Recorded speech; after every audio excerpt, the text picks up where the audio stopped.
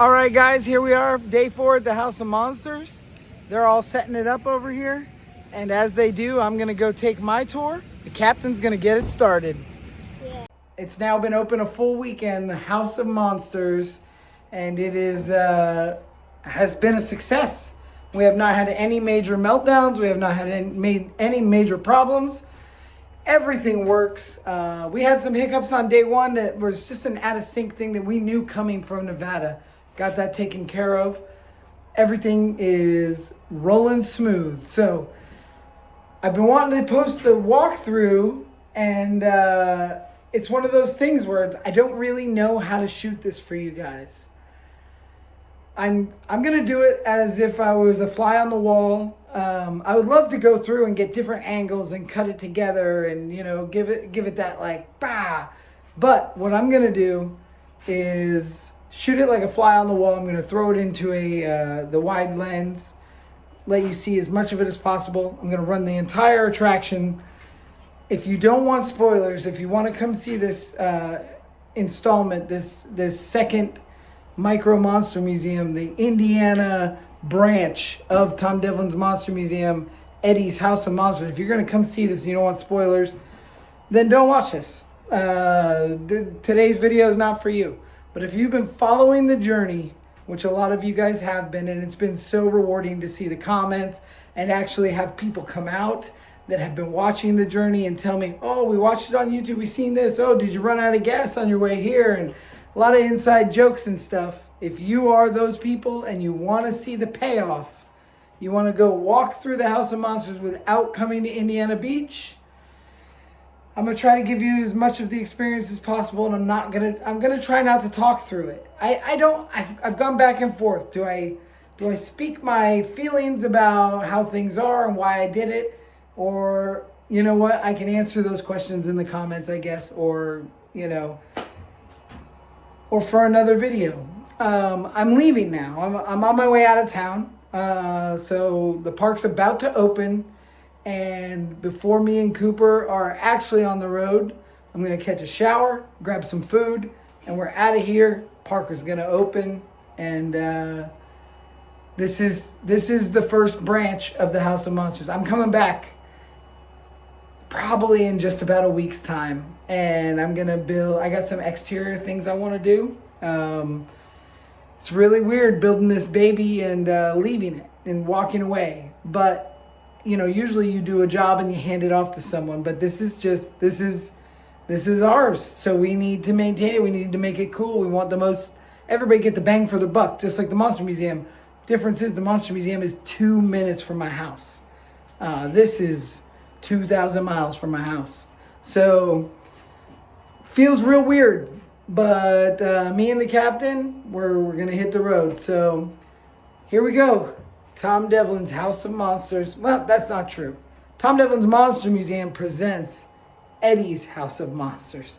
Created by Tom, Waleed, Chris, Steve, Roger, Bizarro, Lola, Kayla, everybody that lended a hand, and Jason Wallace helped out on a day. And if I'm forgetting anyone, I don't mean to. Delirious, but this is a group effort, and I appreciate everything and everybody. And hey, check out this stuff over here.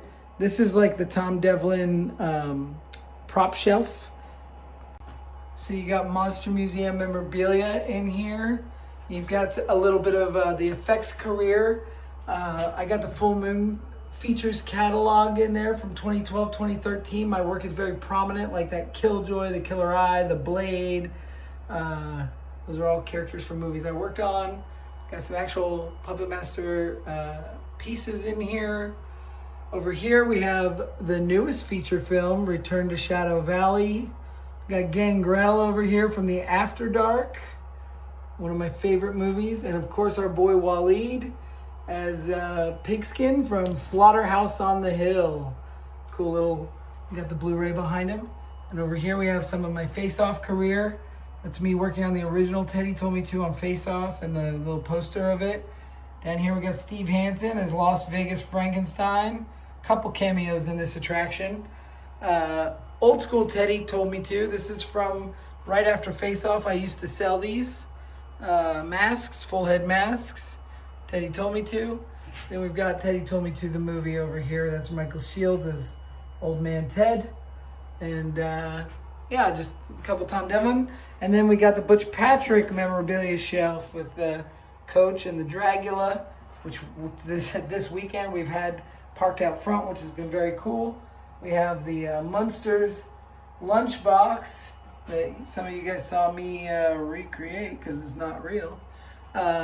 This is a vintage book. This is Butch's book.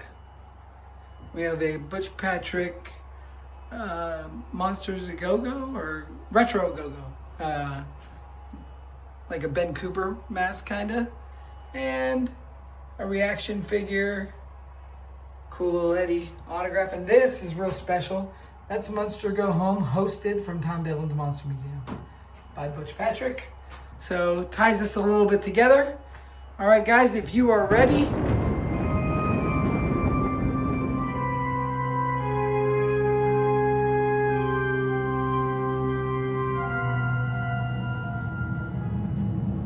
Hi, I'm Butch Patrick. And I'm Tom Devlin.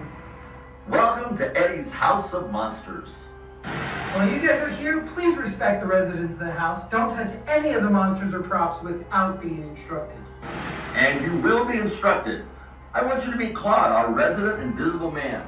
He will be your tour guide today through the House of Monsters and will instruct you on if and when you need to touch any props. Hey, Butch. Hey, Tom. Hey, gang. Good to meet you.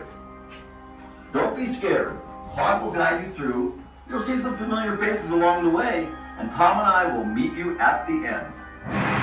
While you move through the house, you will learn of monsters in film and television history, along with real-life lore that inspired all of our favorites. Butch, are you going to tell them about the doors? Oh yes, of course. While traveling through each room, you will view a presentation and need to complete a task. The doors will remain locked until you do. In case of emergency, an actual emergency, you can press the red button next to the door. It will release the door so you can make your way to the emergency exit. All right, gang. Let's get going. The monsters are waiting. The doors are opening. Now go ahead and move through. Let's get started.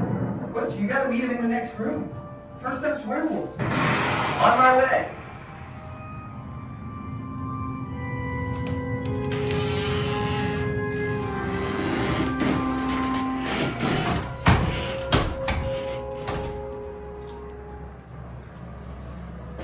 Even a man who is pure of heart and says his prayers by night may become a wolf when the wolfsbane blooms and the autumn moon is bright. Hello again. You probably know me as Eddie Munster from the classic TV series The Munsters. Eddie, stop it! All right, that's the way you Growing up in a house full of monsters, I got pretty used to things that go bump in the night. But there's one creature that always stood apart, the werewolf. The legend of the werewolf goes way back, centuries before Hollywood ever got its claws on it. In European folklore, stories spread of men cursed to become wolves under the full moon, driven by instinct, rage, and hunger. These weren't just campfire tales.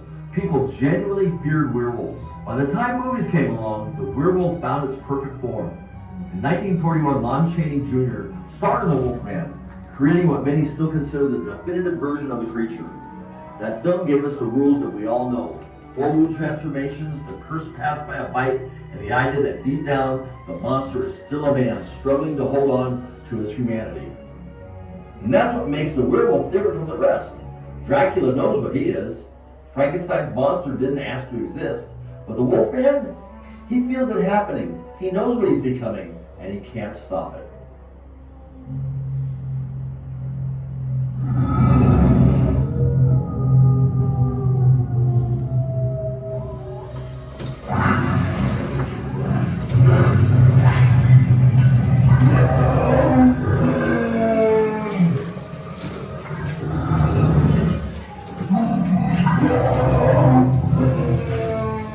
On the Munsters, I got to play Eddie, the son of Herman and Lily, and yeah, technically I was the werewolf of the family, but our version was a little different. Instead of terrorizing villagers, I was going to school, causing mischief and growing up like any other kid, just with a few extra fangs and a full moon problem now and then. As special effects evolved, so did the werewolf. Films like An American Werewolf in London, with groundbreaking work by Rick Baker, showed audiences something they'd never seen before. A transformation that was painful, physical, and shockingly real. You just didn't cut away, you watched it happen. Bone, muscle, fur all shifted right in front of you. At the same time, the howling pushed things even further, making the werewolf bigger, meaner, and more animalistic than ever before. And from there, the creature kept evolving. Sometimes terrifying, sometimes heroic, and sometimes even tragic. But no matter how much it changes, the core idea stayed the same. The werewolf isn't just a monster, it's a curse. It's the loss of control. It's the idea that somewhere inside all of us there's something wild, something we keep buried. And maybe that's why it lasted so long. Because unlike mummies or vampires, the werewolf isn't something ancient or distant. It's something that could be you. Now, place your hand on the wolfman's cane to enter the next room.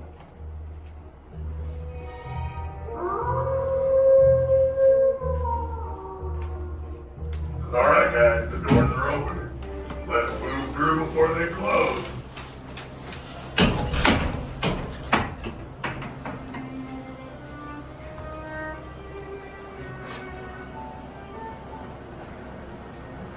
Hello, ladies and gentlemen. Isn't this exciting? Yeah, hopefully my face is familiar to you. I'm Hollywood actor Daniel Roebuck, or as I like to call myself, Dan of a Thousand Faces. Anyway, this is my co-host Nosferatu, Count Orlok, and tonight you are going to get a crash course in vampire history from the source itself. Oh yeah, for me, that's right. One of my Thousand Faces is I got to play a Count Dracula in a Universal We horror. begin long before your films. In the villages of Eastern Europe, the vampire was not charming. It was a corpse, swollen, diseased, risen from the grave to feast upon the living. Oh no, that's right. And people believed it. Real cases, like Peter Blagojevich, he had entire towns digging up graves, burning hearts. I mean, this was fear trying to make sense of death and dying. Viva your explanation for the unknown. Well, now that's where literature steps in and cleans things up. By the time we hit Dracula, the vampire becomes aristocratic, controlled, seductive, refined, thanks to Bram A Stoker. disguise to walk among you. And then comes cinema. 1922, Nosferatu. That's you, buddy. You're the star. Oh my gosh, pure nightmares. But just a few years later, Bela Lugosi turns the vampire into a swoon. And not in figure. Your kind prefers beauty to truth. Yes, true, it's true. And it keeps evolving. Like Christopher Lee, remember in the Hammer films, his Dracula brings power and menace.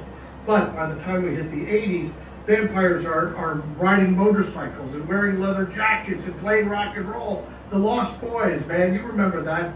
And then in the 90s, total shift again. Vampires become philosophical, like Vampire Lestat or own Tom Devlin's After Dark. Eventually, they become heroes, anti-heroes, and even romantic leads. But sometimes, they're actually family. Family? Yeah, family. I'm talking about the Munsters. You've got Grandpa, right? Classic old world vampire, mad energy, and Lily Munster. Oh, Lily, beautiful, elegant, gothic, still warm and human in her own way. And frankly, she was a mother we all wanted, wasn't she? You made the monster domestic. Yes, exactly right. Living room instead of crypt, and family dinner instead of a feeding frenzy. And here's the kicker. This is what I was hinting at earlier. I actually got to step into the world myself. I played the Count Dracula, Grandpa Munster, in Rob Zombie's version of the Munsters. So, Oh, you yeah. became one of us. Well, for a little while, yeah. Well, and that's kind of the whole story right there. See, vampires, they start out as something we fear. Then they turn into something we understand, and eventually something we relate to. And that's why vampires never go away, whether it's castles, nightclubs, or sitcom living rooms. They adapt. But beneath every version remains the truth. Hunger, darkness, Death. We endure because you need us. And, well, honestly, we're not going anywhere. All right, guys, here's your part. Push the stake down into the corpse, and let's get this show on the road. The doors will open.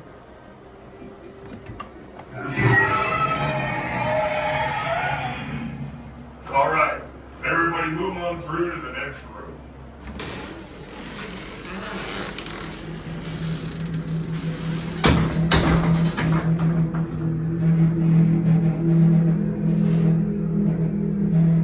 It began in 1816, during a storm-soaked summer, when Mary Shelley imagined a man who could create life from death. Her novel was more than a ghost story. It was a warning. Victor Frankenstein, driven by obsession, stitches together a being from the dead, then abandons it the moment it opens its eyes. And that's where the real horror lives. The creature isn't born evil. He learns. He feels. He reaches out and receives only fear and rejection. That loneliness twists him into the monster everyone already believes he is. Then Hollywood stepped in and made the monster impossible to ignore.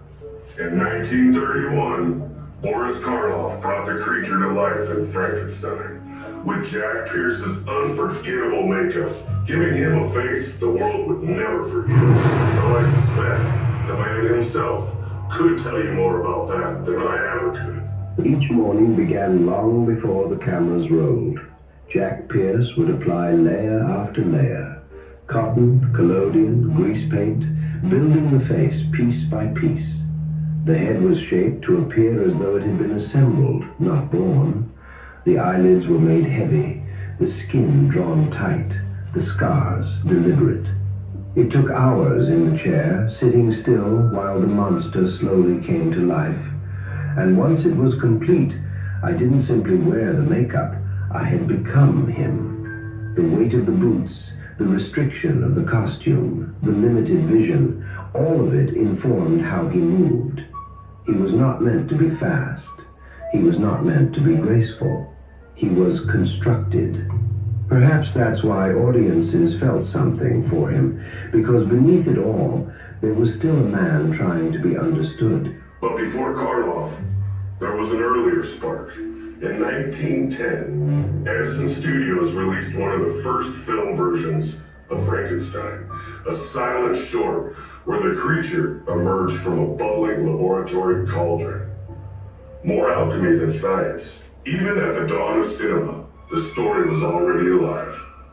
And it kept changing. Christopher Lee gave the creature a colder, more unsettling presence in Hammer's films.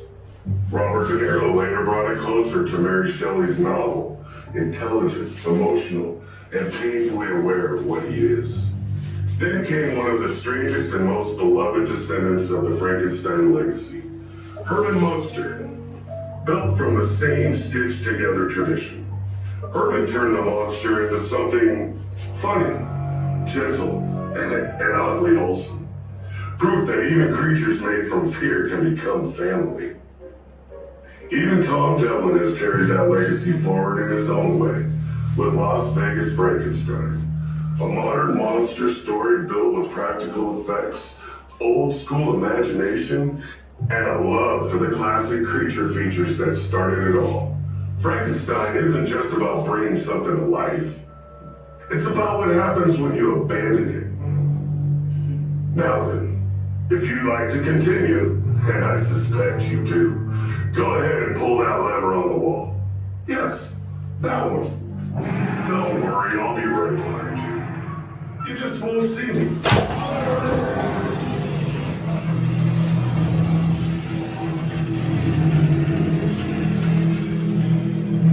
Doors are open. Push through.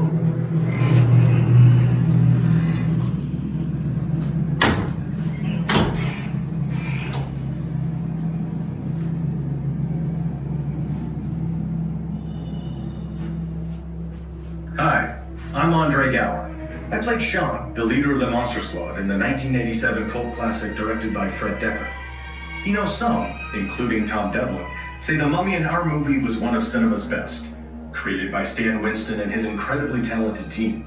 And that wasn't by accident. They were pulling from a deep well of history, both real and cinematic. Long before Hollywood ever wrapped an actor in bandages, real mummies captured the imagination of the world. The discovery of King Tut's tomb in 1922 by Howard Carter ignited a global fascination with ancient Egypt. Stories of curses, disturbed tombs, and restless spirits spread like wildfire. While the so-called Curse of the Pharaohs was mostly myth, it gave filmmakers the perfect foundation for horror. Something ancient, sacred, and not meant to be disturbed. Hollywood wasted no time. In 1932, Boris Karloff brought the undead priest Imhotep to life in The Mummy, setting the template. This version leaned heavily into atmosphere and mysticism, more about eternal love and forbidden resurrection than pure monster mayhem. As the decades rolled on, The Mummy evolved. Hammer Film Productions gave us a more physical, brutal version in the late 1950s, with Christopher Lee portraying a towering, unstoppable force. By then, the bandaged monster had become less of a tragic figure and more of a relentless engine of destruction. By the time we get to our film, The Monster Squad, Stan Winston and his crew blended all of that history, the tragic roots, the physical menace, and the visual iconography into something that felt both classic and modern. Then came the 1990s revival, where The Mummy, starring Brendan Fraser, reimagined Imhotep as something far more dynamic, part horror, part action spectacle. With groundbreaking CGI, The Mummy could regenerate, command sandstorms, and transform into something almost godlike. It was a long way from the slow-moving figures of the past, but it still traced its DNA back to those early discoveries in the desert. What makes The Mummy so enduring is that it's rooted in something real. Unlike vampires or werewolves, mummies actually exist. They are physical proof of a lost world, carefully preserved bodies that were meant to last forever. And maybe that's what makes them so unsettling, because deep down, we know they're not just stories. They were never meant to wake up. But in movies and television, they always do. Now, find the glowing red scarab beetle, touch it to open the chamber, and enter the next room.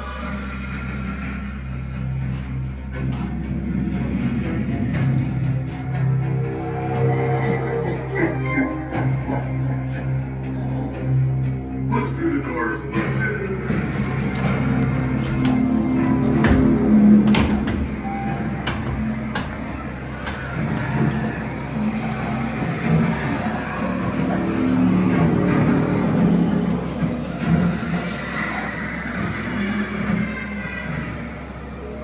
Zombies. The undead. My friend Roger in the corner over there is going to explain to you exactly where this all started. Hello there.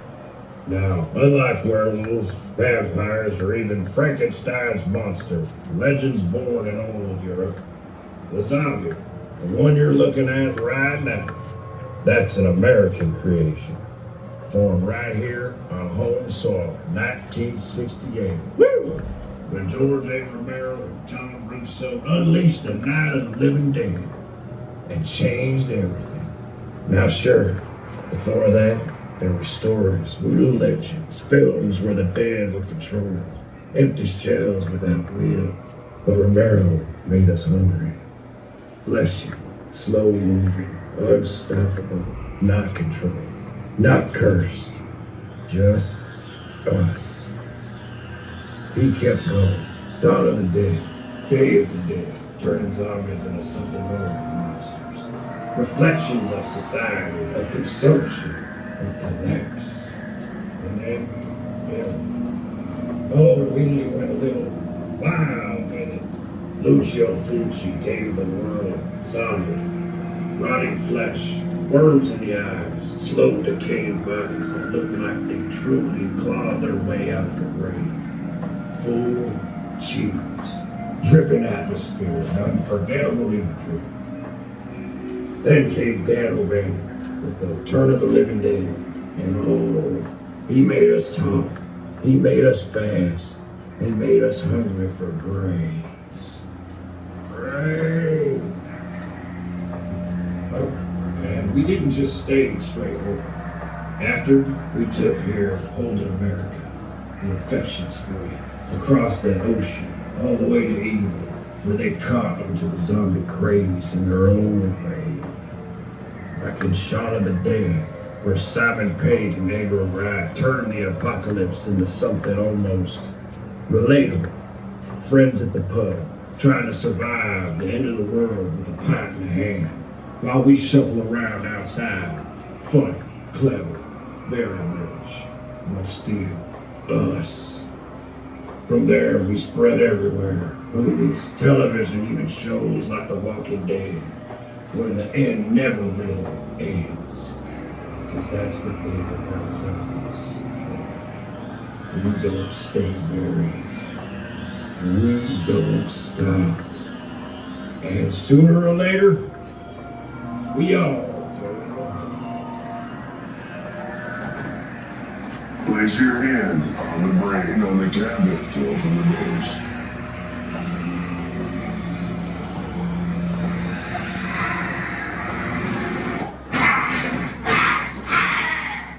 Well, guys, this concludes the tour. Move through the doors as they are now open.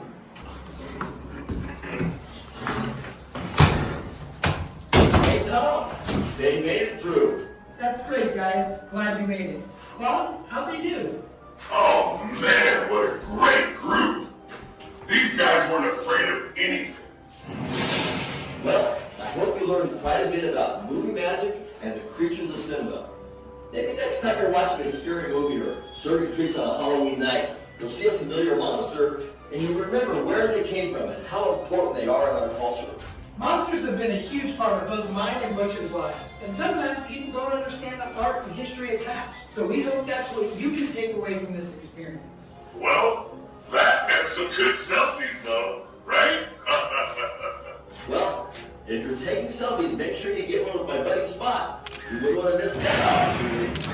Seriously, guys, thanks for coming, and please tell all your friends. All right, Claude, open the door. That's going to do it for the House of Monsters. On behalf of Danny, Andre, and all of our friends and fiends in the house, keep screaming, and we'll see you next time. Okay, folks, doors are open. Exit this way.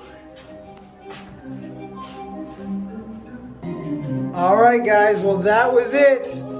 That is Eddie's House of Monsters. Tom Devlin's Monster Museum presents Eddie's House of Monsters. And I hope you enjoyed it as much as I enjoyed the process of creating it, bringing it to life, and watching the people go through it and know that this is real. It's unreal to me that we were able to do it. This was a huge undertaking, and it took a village. But 70-day build, 3-day reconstruction, 4 days of fixing bugs, and here we are.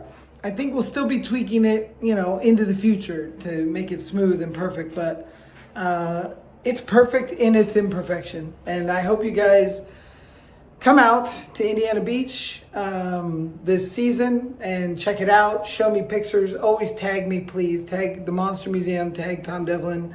I want to see everybody's stuff. I got to hit the road. Me and the captain have about 8-hour drive ahead of us. We're going to try to make it to Kansas City, Kansas tonight. Well, that's it. It feels so weird to leave the house like this, just going home, but they'll handle it. I'm going to come back in a week and do some outdoor construction, but yep. That's going to do it for the House of Monsters Indiana Beach adventure with Cooper. I will see you tomorrow.